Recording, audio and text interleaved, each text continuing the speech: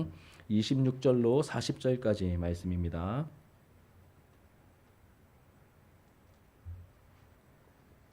사도행전 8장 26절로 40절까지 말씀입니다. 우리 한 절씩 교독하시고 마지막 절은 함께 읽도록 하겠습니다. 제가 26절에 먼저 읽겠습니다. 주의 사자가 빌립에게 말하여 이르되 일어나서 남쪽으로 향하여 예루살렘에서 가사로 내려가는 길까지 가라 하니 그 길은 광야라.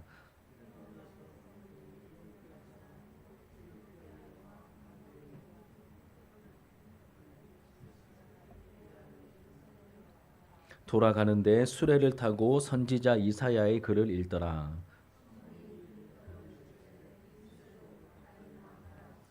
빌립이 달려가서 선지자 이사야의 글 읽는 것을 듣고 말하되 읽는 것을 깨닫느냐.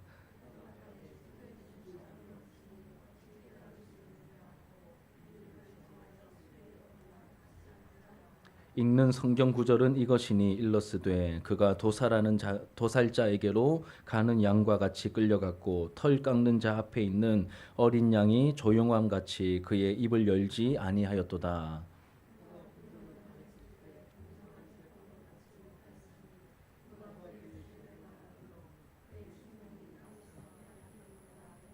그 내시가 빌립에게 말하되 청컨대 내가 묻노니 선지자가 이 말한 것이 누구를 가리킴이냐 자기를 가리킴이냐 타인을 가리킴이냐.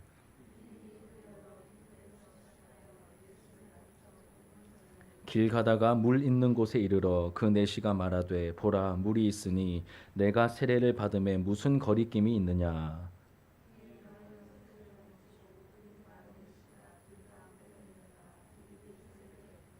둘이 물에서 올라올새 주의 영이 빌립을 이끌어 간지라. 내시는 기쁘게 길을 가므로 그를 다시 보지 못하니라. 빌립은 아소도에 나타나 여러 성을 지나 다니며 복음을 전하고 가이사랴에 이르니라. 아멘. 오늘 본문의 말씀을 가지고 성령님의 인도를 따르는 삶이라는 제목으로 하나님 말씀을 증거하도록 하겠습니다. 우리 옆에 계신 분들과 함께 이렇게 한번 인사하시면 좋겠습니다. 성령님의 인도하심을 받으십시오 라고 한번 인사하시죠. 예, 성령님의 인도하심을 받으십시오. 예, 성령 인도하심을 받으십시오. 여러분들은 어떠신지 잘 모르겠지만 저는 제가 길눈이 좀 밝은 줄 알았습니다. 그런데 운전을 본격적으로 이제 시작하면서부터 내가 길눈이 밝지 않구나, 뭐 완전 뭐 까막눈은 아닌데 밝은 편이 아니구나라고 하는 것을 깨닫게 되었습니다.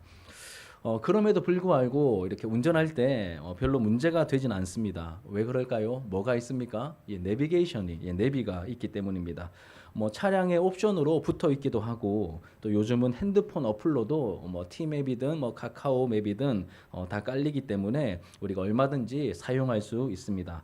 가야 할 목적지까지 가는 길을 혹시 잘 모른다고 해도 내비게이션의 인도를 따라 그 말을 듣고 따라가면 되는 것이죠.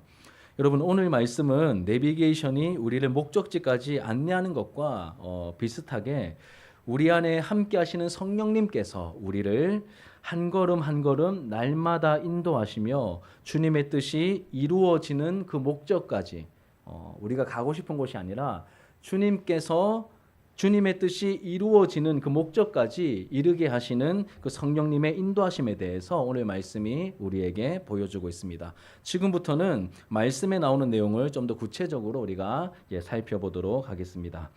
여러분 사마리아 땅에 복음을 전하는 그 일에 주도적으로 쓰임 받았던 한 사람이 있었죠. 누구입니까? 빌립 집사님이죠. 빌립 집사님.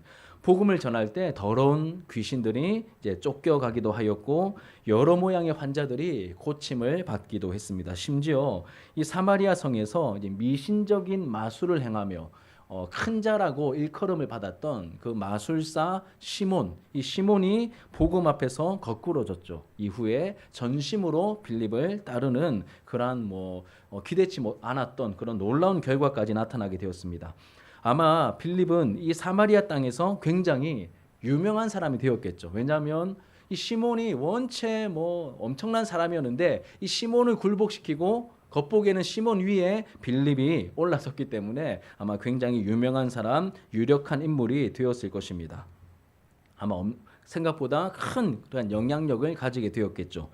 이렇게 한번 여러분 생각해 보시죠. 뭔가 분위기가 나에게 유리한 쪽으로 무르익어 갈 때 대부분의 사람들은 어떻게 반응할까요? 막 분위기가 막 무르익습니다. 야, 뭐 시몬도 거꾸로지고 막 병자들도 낫고 뭐 악귀들은 막 쫓김을 당하고 이렇게 뭔가 되는 것 같은 분위기일 때 우리는 어떻게 생각을 합니까? 아, 여기에 자리를 잡고 여기에 초막도 좀 세우고 여기서 뭔가를 하면 되겠구나, 이러한 생각을 우리가 자연스럽게 가지게 되죠. 그런데 빌립은 그런 인간적인 생각을 따르지 않고 무엇을 따르죠? 성령님의 인도하심을 따릅니다. 이게 오늘 본문 말씀의 주된 메시지죠. 우리 26절을 같이 한번 읽어볼게요.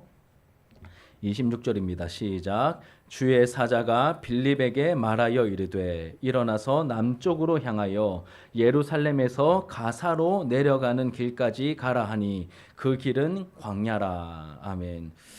주의 사자라고 되어 있는데 우리가 같은 문맥 속에서 29절에 보면 성령이라고 되어 있고 39절에서는 주의 영이라고 되어 있습니다. 그래서 이 주의 사자는 누구를 말하는 걸까요? 이제 아마 성령님을 말하는 것인 것 같습니다. 이렇게 26절부터 40절까지 말씀에서 두드러지게 발견되는 것은 성령님의 인도하심이죠. 성령님의 인도하심과 그 인도하심에 민감하고 민첩하게 반응하고 있는 빌립의 모습을 우리에게 보여줍니다. 그래서 오늘 본문 말씀 속에서 발견하게 되는 그 성령님의 인도하심과 그 인도하심 속에서 나타나는 몇 가지 중요한 특징, 성령님의 인도하심이 가지고 있는 몇 가지 중요한 특징을 함께 좀 생각해 보려고 합니다. 크게 세 가지인데요. 첫 번째는 무엇이냐면 성령님의 인도하심은 우리의 기대와 다르게 나타나는 경우가 많다는 것입니다. 이게 첫 번째 특징입니다. 성령님의 인도하심은 우리의 기대 혹은 우리의 생각과 다르게 나타나는 경우가 많다는 것이죠.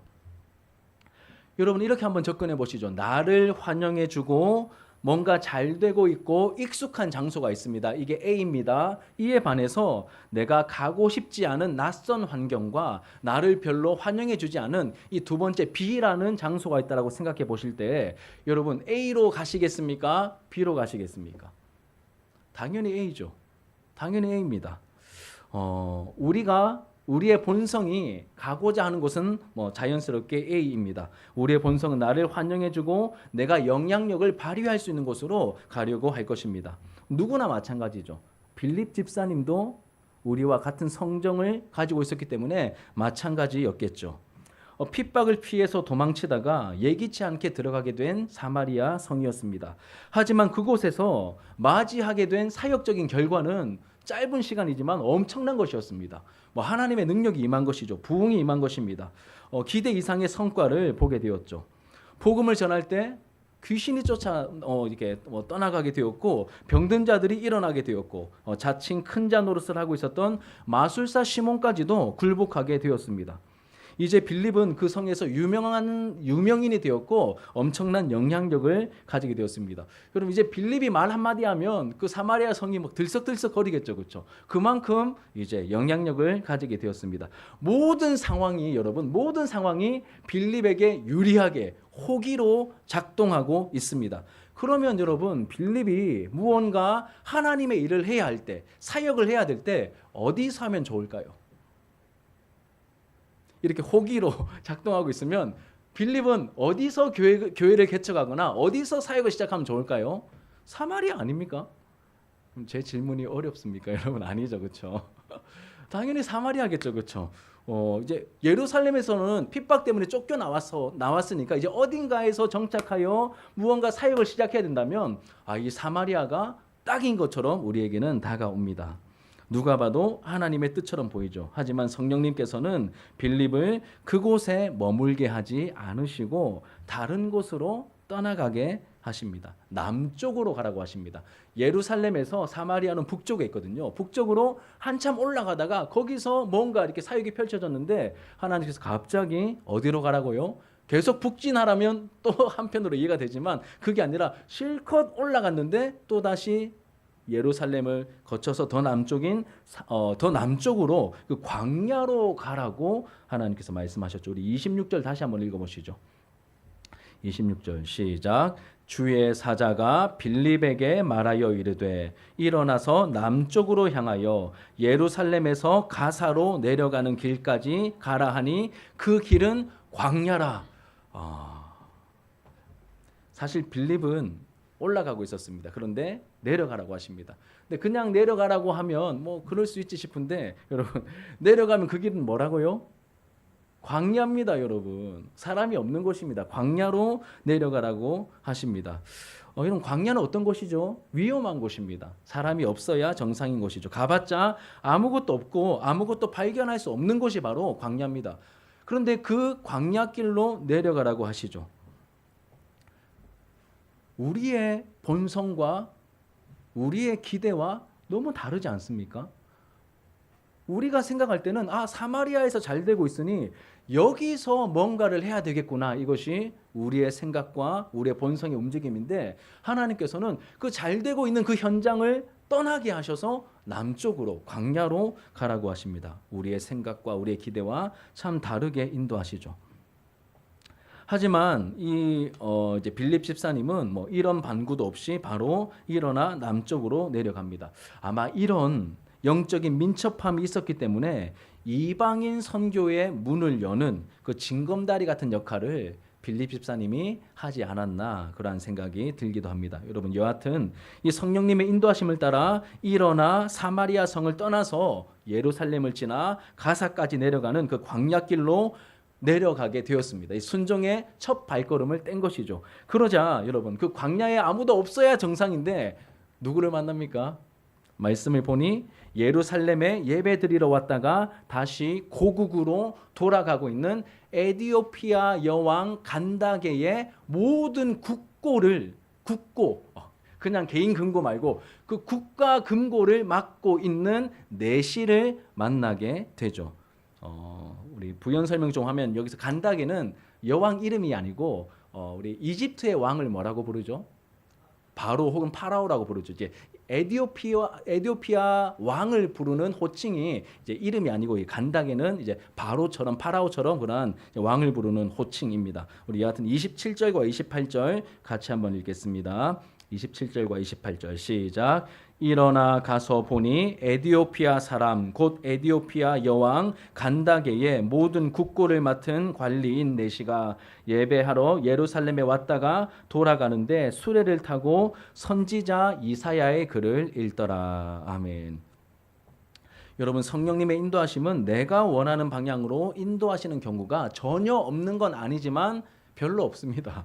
굉장히 드물죠. 거의 없다고 봐도 무방합니다. 그러니 내가 하고 싶은 것, 내가 가고 싶은 곳을 거슬러서 무언가 성령님께서 부담이 되는 쪽으로 나를 인도하신다면 거의 10중 8구 성령의 인도하심이 맞습니다.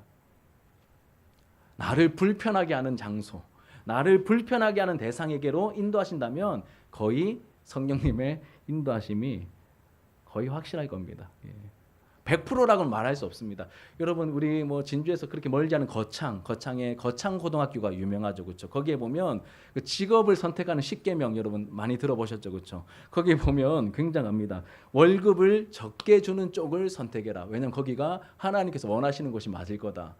우리는 어딜 가고 싶습니까? 월급 많이 주는 쪽인데 월급 적게 주는 쪽이 하나님의 뜻일 경우가 많으니 직업 선택할 때 그쪽으로 가라 이렇게 말합니다.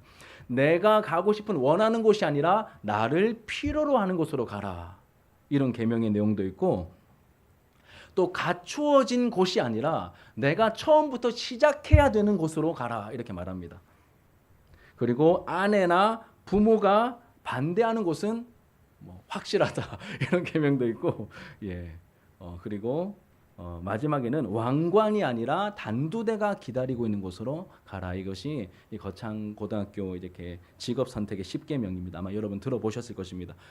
제가 이 계명을 잠시 언급한 이유는 다른 것이 아니라 우리의 본성과 거스르는 쪽으로 인도하시는 경우가 거의 대부분이라는 것입니다. 우리 스스로 가지 못하기 때문에 성령께서 우리를 그렇게 우리의 마음을 때로는 감동을 주시고 때로는 책망하시면서 그렇게 하나님께서 원하시는 그 자리에 있도록 만드시는 인도하심이 있다는 것이죠.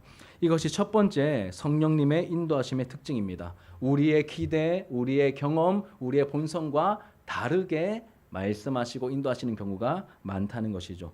두 번째 이어지는 특징은 무엇이냐면 성령님의 인도하심은 그 인도하심을 따를수록 선명해진다는 특징이 있습니다. 다시 말씀드립니다. 그 인도하심을 따를수록 그 인도하심은 선명해지고 구체화된다는 특징을 가지고 있습니다. 여러분 처음에 빌립 집사님이 성령님의 지시를 받은 내용이 뭡니까? 무엇이었죠? 다른 게 아니라 그냥 남쪽 광야길로 가라 이것이 답니다. 얼마나 여러분 막연합니까? 여러분 이런 한마디 듣고 어디 움직이실 수 있겠습니까? 근데 이 빌립에게 하신 말씀은 26절에 내려가 예루살렘에서 가사로 내려가는 길까지 가라 하니 그 길은 광야라. 그 광야길로 내려가라. 뭐 어디로 가라 이것도 아닙니다. 그냥 광야길을 따라가라라고 말씀하십니다. 굉장히 아직까지는 막연해 보이는 그러한 인도하심입니다. 성령님은 빌립에게 일어나서 가사까지 내려가는 광야길로 가라고 하셨죠. 그런데 그 첫 발자국을 이제 내딛는 가운데 점점 성령님의 인도하심이 구체적으로 나타나게 되는 것이죠. 아무것도 모른 채 광야길로 가라고 하셔서 가다 보니 누구를 만납니까? 아까 말했던 그 국고를 맡은 내시가 있는 거예요.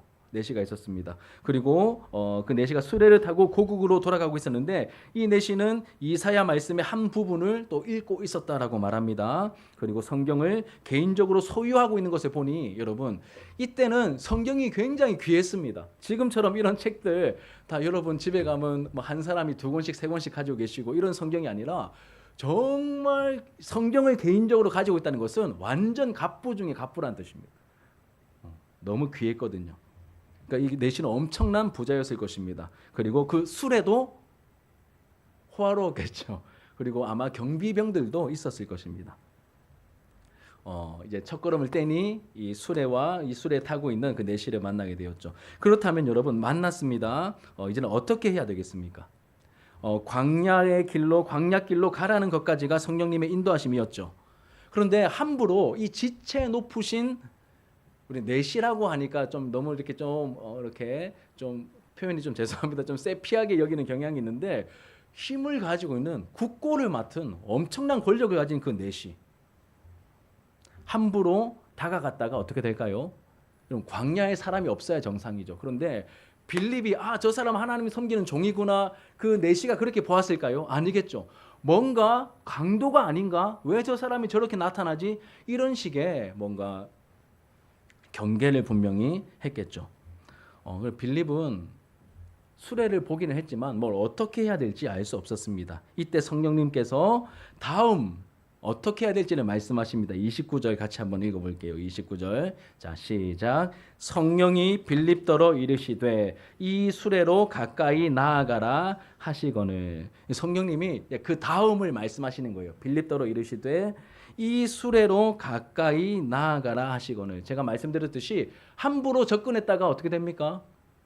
큰일 날 수 있겠죠. 그렇죠? 그런데 성령님이 가까이 가라고 하신 것입니다. 여러분 우리가 여기서 성경을 자세히 보셔야 됩니다. 빌립이 수레에 가까이 간 것은 수레가 있었기 때문에 가까이 간 게 아니에요. 왜 가까이 갔습니까? 성령님이 가까이 가라고 하셨기 때문에 가까이 간 것입니다.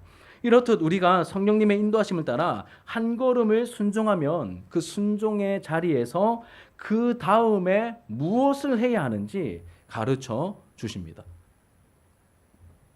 이것이 오늘 말씀에서 발견하게 되는 성령님의 인도하심의 두 번째 특징이죠. 처음에는 막연할 수 있습니다. 그런데 갈수록 어떻게 됩니까? 구체화되고 선명해집니다. 개척을 제가 준비할 때 읽었던 책 중에서 저에게 많은 인사이트와 도움을 준 책 중에 하나가 뭐냐면 제가 이렇게 여러분 프린트에 적어놓은 그 젊은 목사에게 보내는 편지라는 책입니다.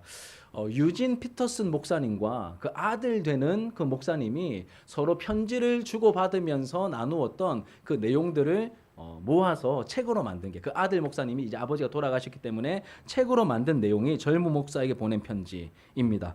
거기에 이제 이런 내용이 있습니다. 굉장히 좀 강력한 인사이트를 주는 내용인데 세상에서든 교회에서든 좋은 리더가 되어야 한다라고 말을 한다. 제가 책 내용을 요약해서 말씀드리는 겁니다. 그래서 리더십에 대한 강의나 설교를 교회에서도 많이 한다. 그런데 우리가 기억해야 할 것이 있습니다. 예수님께서 우리에게 부여하신 기본적인 정체성은 좋은 리더가 되라는 것이 아닙니다. 자기를 부인하고 자기 십자가를 지고 예수님을 따르는 자, 팔로워가 되는 것이 기본적인 정체성입니다. 예수님은 우리에게 누군가를 이끌라는 말씀 대신 주님을 잘 따르라는 초대장을 우리에게 주셨습니다. 여러분, 우리는 다 내가 좋은 리더가 되어야지, 담임 목사로서 좋은 리더가 되어야지, 이런 메시지들을 세상으로부터도 받고 교회에서부터도 많이 들었는데, 그게 뭐 잘못된 것 자체는 아니지만 그것보다 더 중요한 근본적인 부르심은 우리를 좋은 리더가 되라고 부르신 게 아니라 무엇으로 부르셨습니까? 예수를 따르는, 예수에 따르는 제자가 되라고 우리를 부르신 것입니다. 이게 궁극적인 정체성입니다. 잘 따르는 사람이 하나님이 세워주신 위치에서 좋은 리더가 될 수 있는 것이죠. 그러면서 이런 일화를 소개합니다. 이제 성지순례를 이 목사님이 가시게 되었는데 일행들이 좀 있었겠죠. 그 이제 일행들을 인도하는 한 이제 그 유대인, 그 이제 성지순례니까 그 이제 유대 지역의 유대인 한 사람이 이제 가이드였습니다. 그 사람 이름이 레이라고 하는 사람인데, 이 사람이 그 성지순례 팀을 늘 인도하면서 강조했던 내용을 이야기해 줍니다. 이 레이라는 사람은 늘 인도할 때마다 랍비 아시죠? 성경에 나오는 그 랍비를 따르는 전통을 강조해서 이야기했다고 합니다. 성지순례에 온 사람들이, 그 일행들이 그 이제 유대인인 그 레이에게 오늘 우리는 어디로 갑니까? 오늘 무엇을 하나요? 오늘 점심은 뭘 먹을 겁니까? 오늘은 등산을 한다고 하는데 그 등산은 도대체 왜 하는 겁니까? 유적지 안 보고 왜 등산을 합니까? 막 이런 식으로 사람들이 막 이렇게 질문을 막 하고 싶지 않겠습니까? 근데 그때마다 이 레이라고 하는 이 사람이 랍비의 전통을 이야기하면서 안 가르쳐줬대요. 하나도 안 가르쳐줬대요. 그러면서 이렇게 말하였다고 합니다. 여러분 잘 들으십시오. 여러분은 모르지만 나는 어디로 가는지 다 압니다. 그러니 나를 신뢰하시고 따라오시면 됩니다. 우리가 무엇을 하고 어디로 가야 할지 미리 말하면 여러분의 머릿속에 잘못된 생각이 형성되기 시작할 것입니다. 믿음으로 걷는 일에는 자신이 모르는 것, 예상할 수 없는 것을 보고 듣는데 열려있는 자세가 필요합니다. 랍비를 따르십시오. 그 랍비가 본인의 타이밍에 맞춰서 그의 방식으로 일할 수 있도록 그에게 맡기십시오. 그가 원하는 곳으로 여러분을 데리고 갈 거라고 믿으십시오. 이 내용을 일화로 소개하고 있습니다. 그러면 굉장히 우리에게 많은 인사이트를 주지 않습니까? 우리는 하나님 이것도 알려주세요. 저것도 알려주세요. 다 알려주세요.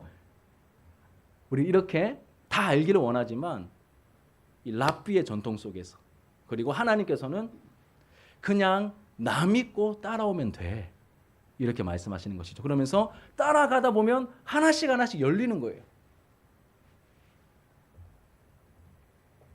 우리는 예수님을 따르는 사람들, 성령님을 따르는 사람들이라는 것을 이 유진 피터스 목사님이 강조하고 있는 것이죠. 여러분, 이것이 제자된 우리의 정체성입니다. 여러분, 궁극적으로 우리는 리더가 아닙니다. 우리는 모두가 다 예수를 따르는 사람들이죠. 예수님의 제자들입니다.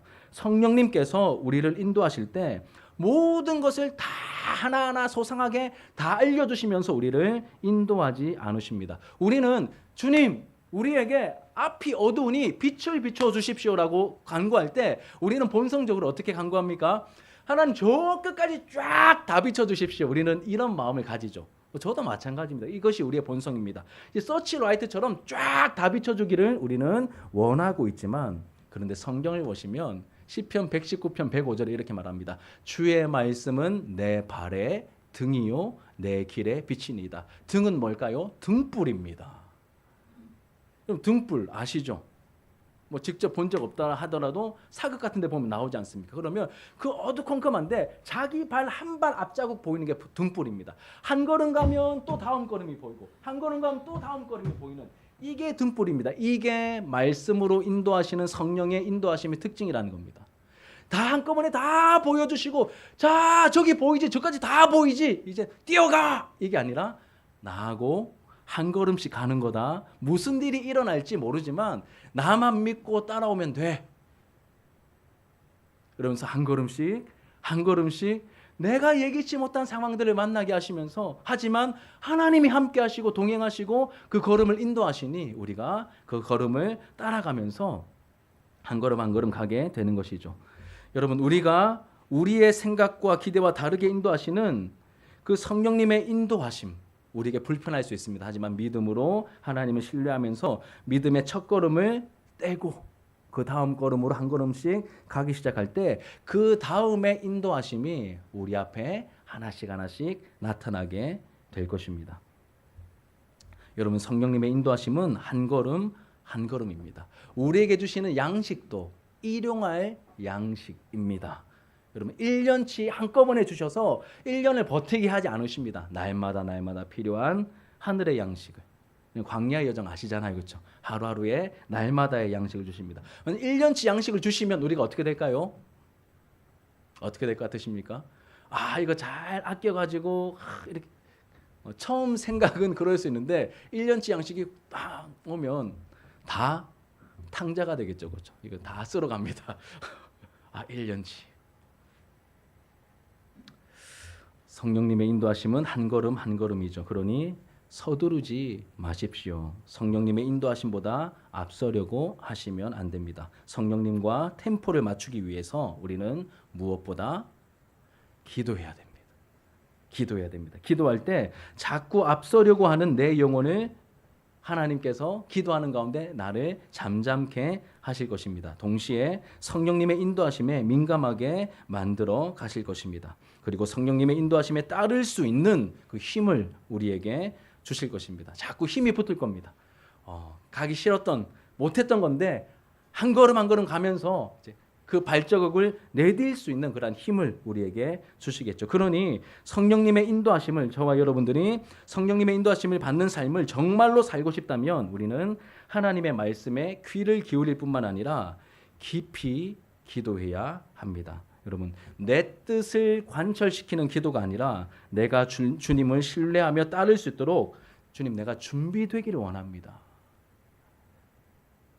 하나님, 내가 내 욕심을 합리화시키면서 엉뚱한 길 가면서 하나님이 나와 함께 하셔 이렇게 착각하는 길이 아니라 정말로 맑은 영을 가지고 주님께서 원하시는 그 길을 걸어가며 주님과 동행하는 그 한 걸음 한 걸음을 내가 걸어갈 수 있도록 나를 준비시켜 주십시오. 우리가 이렇게 깊이 있게 기도해야 한다는 것이죠. 사랑하는 여러분, 기도보다, 성령님의 인도하심보다 앞서지 않게 되기를 축복합니다. 기도하며 주님과 함께 한 걸음 한 걸음을 동행하는 그 축복과 은혜를 저와 여러분 모두가 누리게 되기를 바랍니다. 마지막 세 번째로는 성령님의 인도하심은 사람에게 기대지 않게 하십니다. 성령님의 인도하심은 사람에게 기대지 않게 하십니다.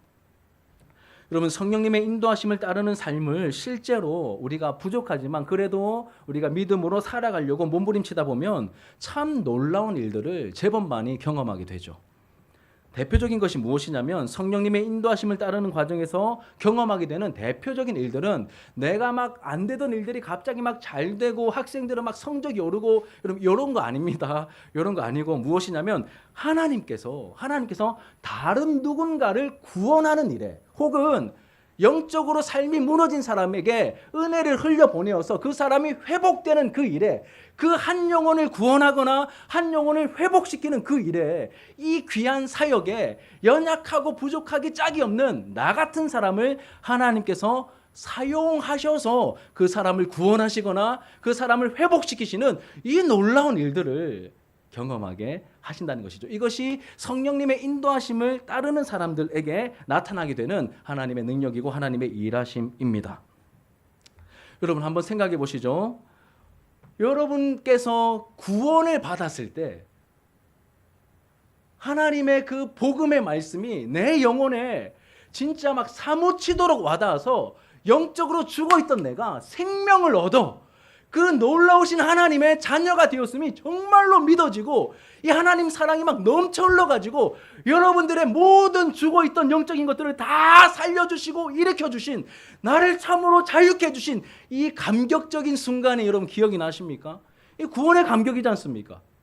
찬송가 보면 갈 길을 밝히 보이시는, 제가 굉장히 좋아하는 찬양인데 그 후렴 보면 죄악 벗은 우리 영혼은 기뻐 뛰며 주를 보기. 얼마나 그 영혼이 기뻤으면 막 기뻐 뛰면서 주를 보며 찬양하는 이런 구원의 감격, 여러분 이런 구원의 감격을 아마 여러분들도 맛보셨을 것입니다. 그럼 여러분 한번 생각해 보십시오. 제가 하나님께서 누군가를 구원하시거나 영적으로 무너진 삶을 일으키시는데 그 은혜의 통로로서 만약에 제가 쓰임받았다라고 한번 가정을 해볼 때 그 구원을 받게 된 이 놀라운 감격을, 이 충만한 은혜를 경험하게 된 그 사람이 볼 때 저는 어떻게 보일까요? 하나님의 도구로 쓰임받는 저는 어떻게 보일까요? 굉장히 높아 보이지 않겠습니까? 생명의 은인처럼 제가 보이지 않을까요? 실제로 그렇습니다, 여러분. 실제로 그렇죠. 그러면 말씀으로 돌아가셔서 여러분 간다게의 내시, 그러니까 이제 에디오피아 국고를 맡고 있는 이 내시가 빌립이 말씀을 풀어준 복음을 듣고 예수님을 영접하여 세례를 받았습니다. 구원의 감격이 있었겠죠. 뭐 여기 적혀있지는 않지만 구원의 감격이 있었겠죠. 그러면 이 내시가 보기에 빌립은 어떻게 보였을까요? 굉장하게 보였겠죠. 생명의 은인처럼 내가 구원받는 일에 통로로 쓰임받은 너무나 생명의 은인 같은, 너무나 막 귀인처럼 여겨졌을 것입니다. 그러면 여러분 이렇게 한번 제가 말씀드려볼게요. 만약에 빌립이 이 내시에게 무언가를 부탁하면 이 내시는 어떻게 반응했을 것 같으십니까? 당신 돈 많잖아, 뭐 이런 직접적으로 안 해도 돈 많은 거 뻔하지 않습니까? 돈 많으니까 우리 이제 교회를 하나 개척해야 되는데 우리 땅도 없고 좀 건물도 하나 세우고 싶다, 막 이런 식으로 살짝만 흘리면 이 내시가 어떻게 할까요? 자기가 있는 게 돈밖에 없으니까 아니, 어디 땅이 필요하냐고, 얼마나 필요하냐고 이렇게 당장 덤볐겠죠. 불보듯 뻔한 일입니다, 여러분. 그래서 하나님께서 빌립과 내시를 세례 받자마자 떼어놓으십니다. 말씀 보시면 제 세 번째 특징이 무엇이죠? 성령의 인도하심은 사람에게 기대지 않게 하신다는 것. 떼어놓으십니다. 저 멀리 보내십니다. 이게 성령님의 인도하심의 세 번째 특징입니다. 나에게 감사한 마음을, 빚진 마음을 가지고 있는 사람에게 하나님의 일에 필요하다는 명분으로 뭔가를 요구하는 것은 여러분 하나님의 방법 아닙니다, 여러분. 그렇게 하시면 안 돼요. 인간적으로 계산해서 저 사람 나에게 고마워하는데 내가 이만큼 베풀었는데 내가 요 정도 부탁해도 되지 않아? 이런 식으로 해서 접근하시면 안 됩니다. 그 사람을 지난주에 설교했듯이 그것은 그 사람을 이용하는 바르지 못한 마음입니다. 처음부터 끝까지. 하나님께서 나에게 은혜를 거저 주셨으니 그 은혜를 거저 흘려보내는 것이 그게 바른 마음이죠. 바른 믿음이죠. 우리가 그 믿음 가지고 그 모습 가지고 우리가 섬기며 성령님의 인도하심을 따라가야 하는 것이죠. 여러분 이렇게 인간적으로 계산해서 나에게 고마워하는 사람에게 뭔가를 부탁하고 막 이렇게 하는 것은 대가를 바라는 이런 모습은 여러분 하나님의 영광을 가립니다. 또 하나님을 오해하게 만들죠. 예수님을 믿어 마음에 성령님을 모시고 살아가는 우리는 이런저런 모양으로 하나님의 은혜를 흘려보내거나 누군가의 구원에 있어서 결정적인 통로로 쓰임받는 그런 경험을 하게 될 것입니다. 이미 그런 경험들이 있으시죠? 하게 될 것입니다. 이때 우리는 구원의 감격에 사로잡혀 있는 그 순수한 영혼에게 뭔가 대가를 요구하시면 안 됩니다. 그거 정말 조심하셔야 됩니다. 또 내가 영향력을 끼치려고 하는 내 영향권 안에 두려고 영향력을 끼치거나 영적으로 우위에 서서 그 사람을 내 사람으로 만들려고 하셔도 안 됩니다. 여러분 하나님 이거 정말 싫어하십니다. 내 사람 만들려고 하시면 안 됩니다. 다 누구의 제자입니까? 그리스도의 제자고 하나님의 자녀입니다. 나하고 동등한 위치입니다. 여러분 영적인 글루밍을 하려고 하시면 안 돼요. 하나님께서 그 영혼을 다루시도록. 인격을 가진 그 사람이 은혜를 받았으니 스스로 무언가 하나님 앞에서 자원하기도 하고 헌금을 하기도 하고 스스로 움직일 수 있도록 우리가 순수하게 그 영혼을 섬기고 그 영혼에게 접근해야 하는 것이죠. 그럼 만약에 누가 나에게 뭔가 좀 은혜를 끼쳐놓고 나에게 뭐 은근히 뭔가를 바란다면 우리 입장에서 어떻습니까? 불쾌하겠죠. 처음엔 모르겠지만 똑같습니다. 우리도 다른 사람에게 그렇게 해서는 안 될 것입니다. 여러분 이제 말씀을 정리하며 마치도록 하겠습니다. 지금까지 우리는 성령님의 인도하심의 특징 세 가지를 함께 나누었습니다. 첫 번째는 성령님의 인도하심은 우리의 기대와 다르게 나타나는 경우가 많다는 것이었죠. 두 번째는 성령님의 인도하심은 이제 따를수록 더 선명해진다는 그런 특징을 가지고 있습니다. 하지만 거꾸로 말하면 지금은 거의 아무것도 안 보인다는 겁니다. 세 번째로는 성령님의 인도하심은 사람에게 기대지 않게 하십니다. 하나님만 끝까지 바라보고 하나님만 의지하게 하십니다. 그럼 이 세 가지 특징 무엇 하나 쉬운 것이 없습니다. 말이 좋아 성령님의 인도하심이지 아이고 뭐 하나 하려고 하니까 자신 있는 영역이 하나도 없어 보이죠. 왜 그럴까요? 모두가 다 우리의 본성을 거스르는 내용이기 때문입니다. 흉내는 낼 수 있을지언정 여러분 우리가 실제로 정말로 하나님께서 원하시는 그러한 인도하심을 우리 힘으로는 살아갈 수 없는 굉장히 어려워 보이는 내용이죠. 우리의 본성은 어떻습니까? 우리는 험하고 낯선 곳에 가기보다 잘 되는 곳에 머물고 싶어 하지 않습니까? 뭐 다 마찬가지죠. 누군가를 따르기보다는 여러분 누군가 따르는 일이 얼마나 피곤합니까? 내가 결정할 수 있으면 야 나 따라와 이런 자리가 있으면 다 그 자리에 서려고 하는 것이 우리의 본성이죠. 혹시 만약에 어쩔 수 없이 따라야 한다면 우리의 본성은 또 어떻습니까? 다 알고 좀 가자. 좀 알고 좀 하자. 알고 좀 가자. 이것이 우리의 본성이죠. 그런데 우리가 나눈 이 내용들 보니 하나같이 우리의 본성과 결이 다른 그러한 내용이 성령님의 인도하심의 특징으로 그렇게 나타나고 있습니다.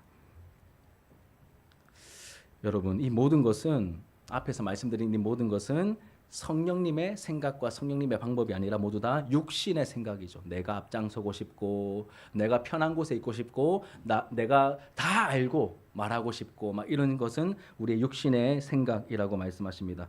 오늘날 교회가 교회다움을 잃어버리고 하나님의 영광을 잘 드러내지 못하는 경우가 많아진 이유가 이런 무엇일까요?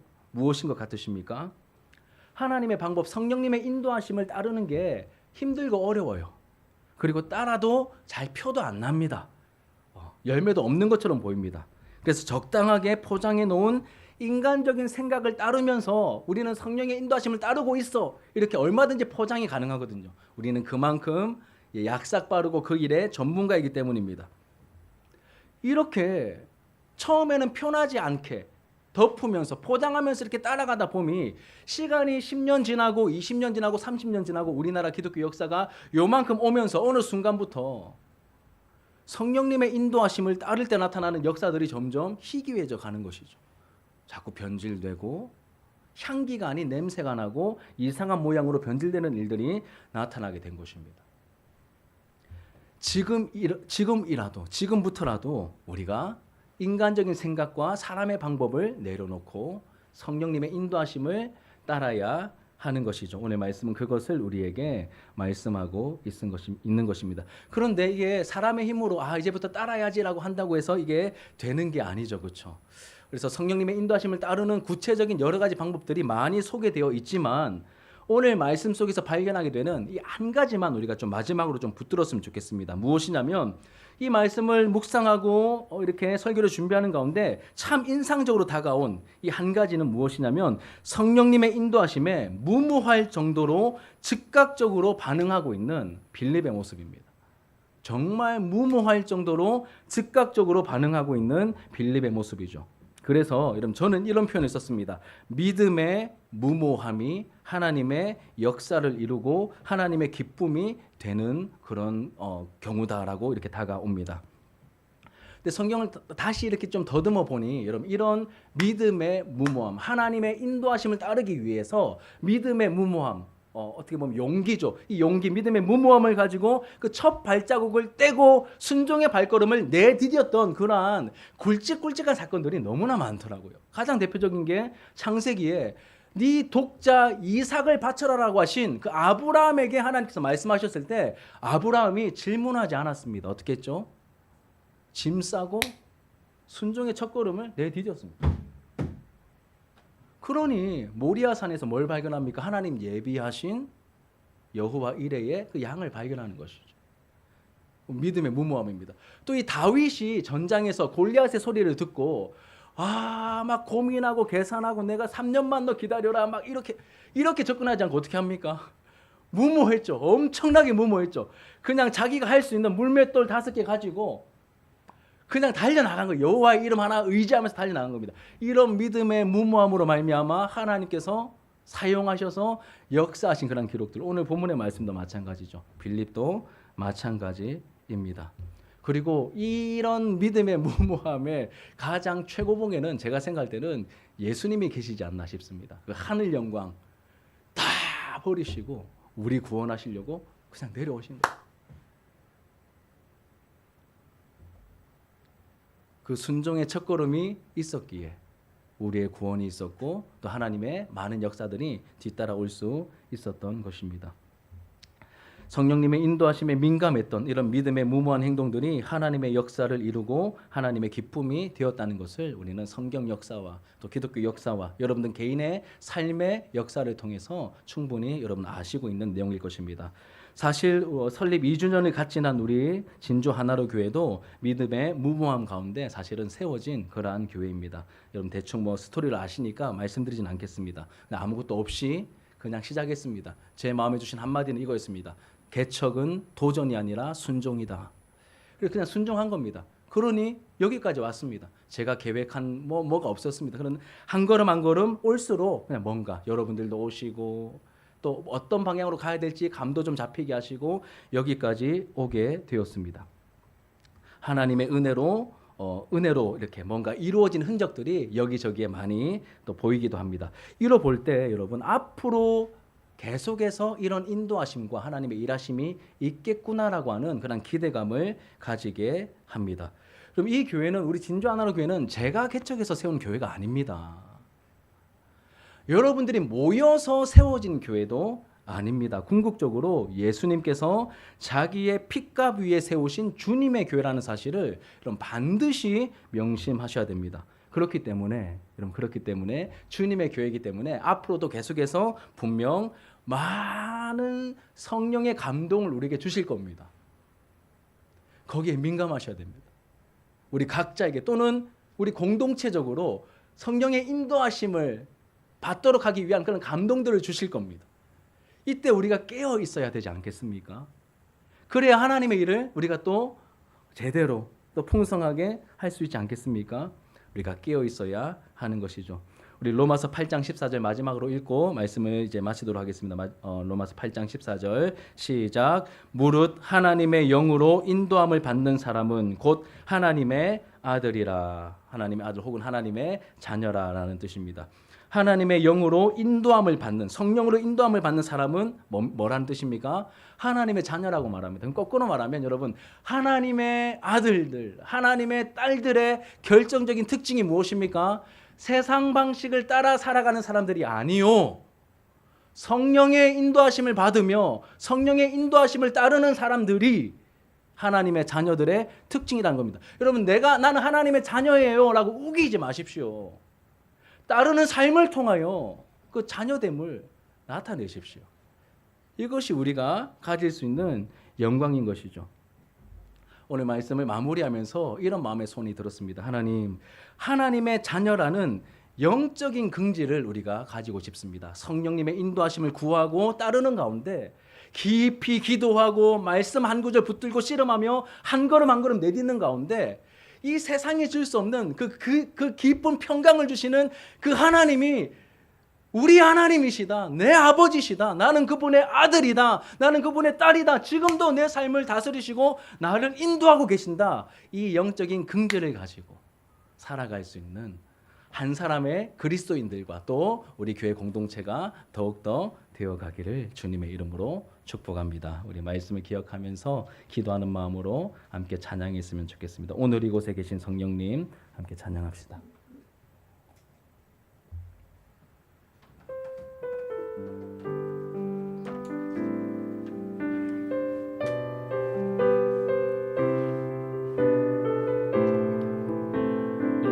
아는 만큼만 좀 부르시면 되겠습니다. 오늘 이곳에 계신 성령님,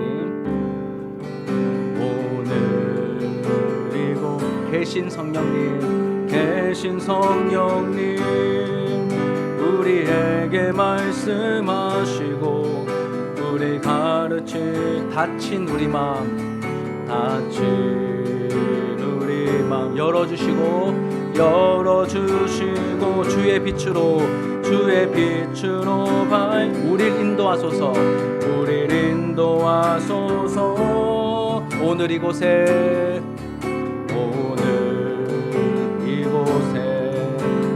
계신 성령, 우리에게 말씀하시고 우리를 가르치소서. 다친 우리 열어주시고 주의 빛으로 밝혀 우리를 인도하소서. 주님보다 앞서지 않고 겸손하게 주님의 말씀 기타 주님 손에 우릴 드립니다. 사랑으로 인도하소서. 오늘 이곳에 계신 성령님,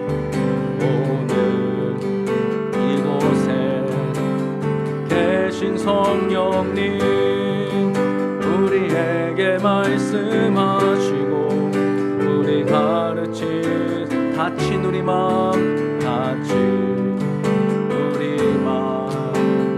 열어주시고 주의 빛으로 밝혀 우리를 인도하소서. 주님보다 앞서지 않고 겸손하게 주님의 기다리리 기다 주님 손에 우리 드립니다. 사랑으로 인도하소서. 창조하신 모습 떠난 우리를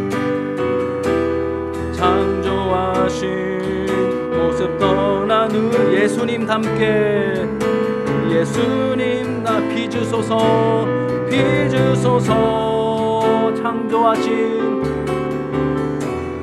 창조하신 모습 떠난 우리를 예수님 닮게 빚으소서. 주님보다 앞서지 않고 겸손하게 주님의 말씀 기다리리 주님 손에 우릴 드립니다.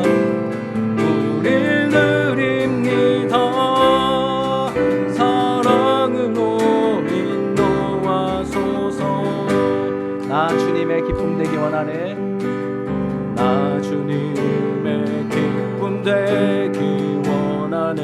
내 마음을 새롭게 하소서.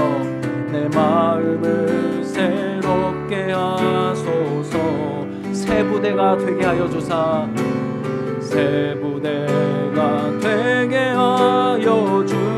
주님의 빛 비추게 하소서.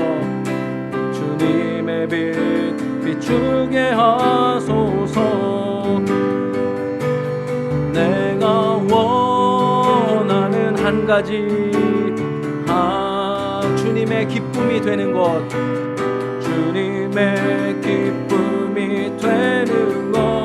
내가 원하는